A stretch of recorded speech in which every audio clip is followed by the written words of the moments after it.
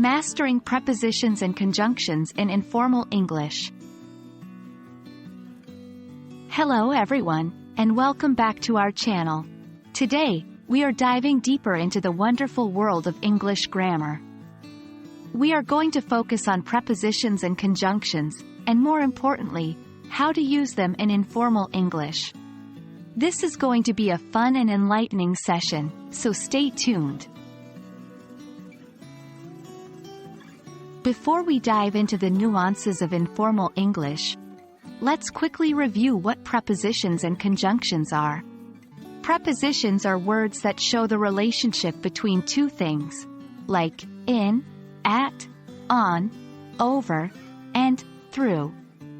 Conjunctions, on the other hand, are words that connect phrases, clauses, or sentences. Examples include and, but, or, and, so. In informal English, prepositions are often used more flexibly than in formal speech or writing. For example, ending a sentence with a preposition is usually avoided in formal English, but in informal speech, it's pretty common. So, you might hear someone say, "Who are you going with?" instead of, "With whom are you going?" It's also common in informal English to drop the preposition in certain expressions. For example, you might hear, "I'll see you Tuesday," instead of, "I'll see you on Tuesday."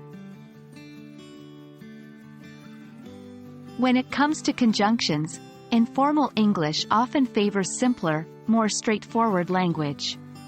For instance, you might replace however with but, or moreover with and.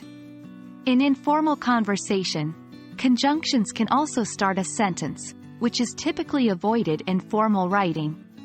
For example, you might hear, "And that's why I didn't go," or, "But she didn't seem to mind." It's important to remember that even in informal English, certain rules should be followed to ensure clarity and avoid confusion. One common mistake is using the wrong preposition. For example, you should say, "I'm good at playing the piano," not, "I'm good on playing the piano." Another common mistake is overusing coordinating conjunctions like and, but, at the start of sentences. While it's acceptable in informal speech, it can make your speech sound disjointed if used too much. That's all for today. Remember, understanding how prepositions and conjunctions work in informal English can greatly improve your fluency and help you sound more natural when speaking. Just like every aspect of language learning, practice is key. Keep practicing, keep learning, and you'll master these nuances in no time. See you in our next video.